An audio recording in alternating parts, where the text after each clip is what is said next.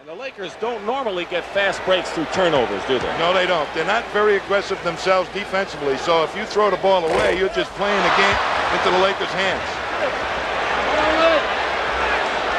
They're not aggressive defensively, these Lakers. They don't go out and press.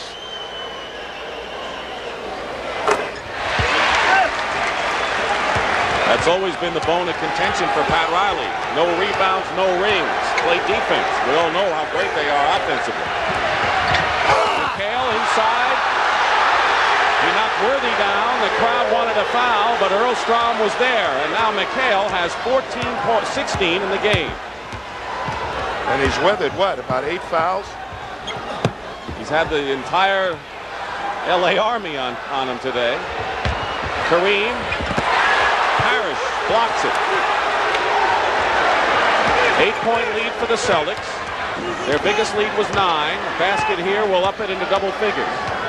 7:20 to go in the first half.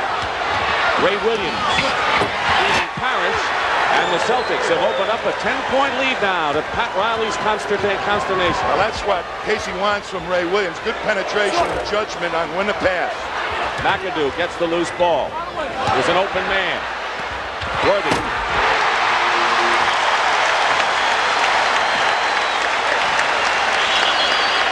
Magic will be coming back in the game as Pat Riley wants to bring more of the front liners in. Doesn't want the Celtics to get too far in front. They lead by 8 now.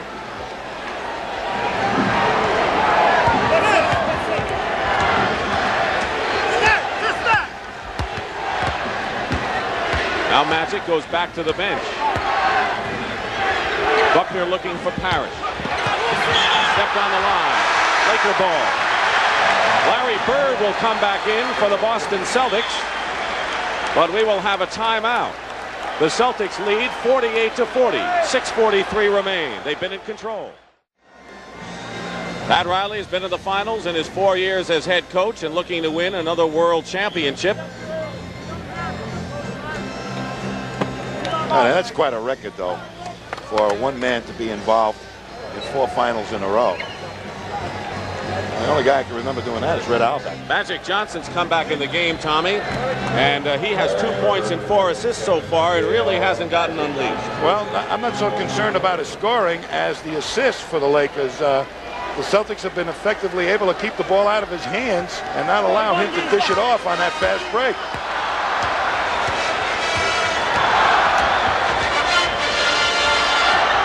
Kareem with a skyhook. He is now 6 points away from the all-time NBA playoff scoring record. His boss is in the audience, the man who currently holds the mark. More important, the Lakers are trailing the Celtics by 6. Wedman misses. Byron Scott needs a break. 3-on-3. Scott continues to be in a shooting slump. It was last touched by Worthy.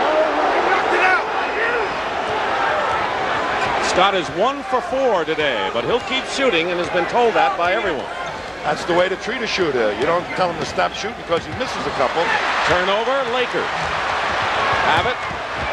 Magic all the way. And he'll go to the line and shoot and almost got a chance for a 3-point play. When you let Magic get up to the foul line before he reaches a defender, you are done, man. Because he hits open people. Right now, the Celtics, when they see him coming, also have to be concerned about the wingmen who can shoot jump shots. So they virtually leave a path to the basket for him.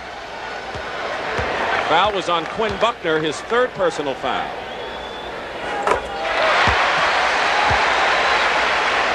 Celtics right now have their starting team in there as Danny Ainge comes back in.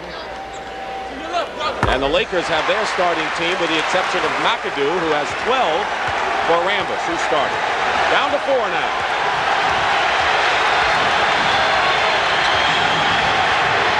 .545 remaining in the first half. Bird over Worthy. He did not get a good shot off. Worthy was in his face. Magic Johnson goes in. Doesn't get the roll. And the steal by Johnson.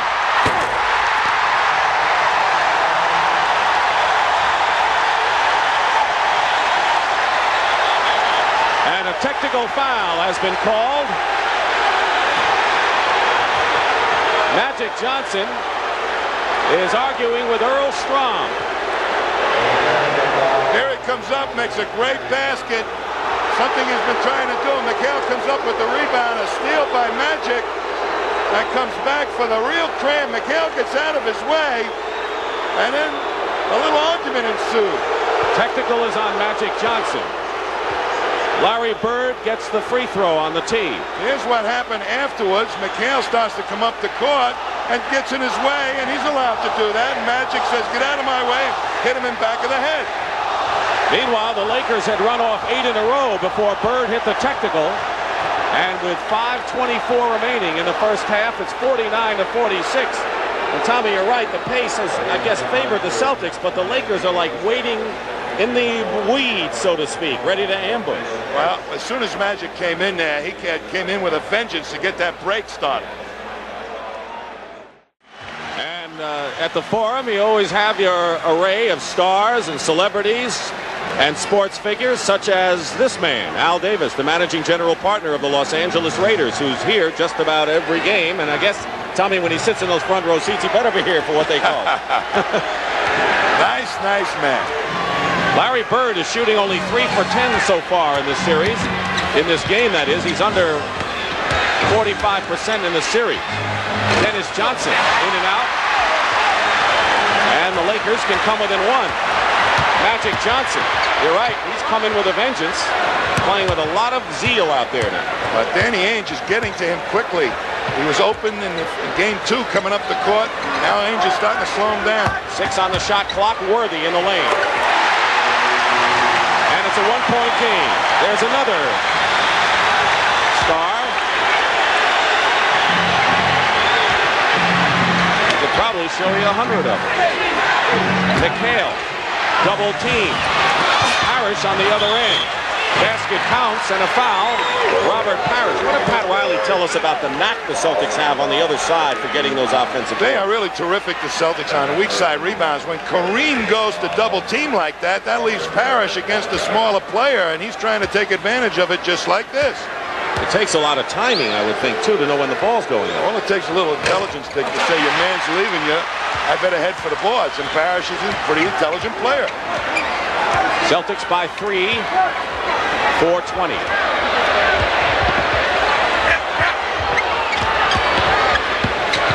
Byron Scott. That's got to be a morale booster for Byron Scott. 51-50. Parish surrounded. Magic out to meet Ainge. The Lakers on an aggressive half-court defense, and they call the Laker foul. They're in the penalty, and the Celtics will shoot.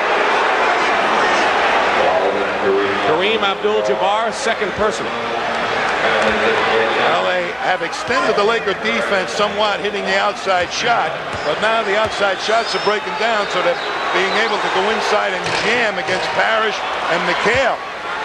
So that's the reason that Jabbar got that foul. He was up close, and people were coming at Parish, but not quite quick enough. Parish misses the second free throw. Lakers can tie with under 4 minutes to go. Worthy is fouled, and LA can tie it up.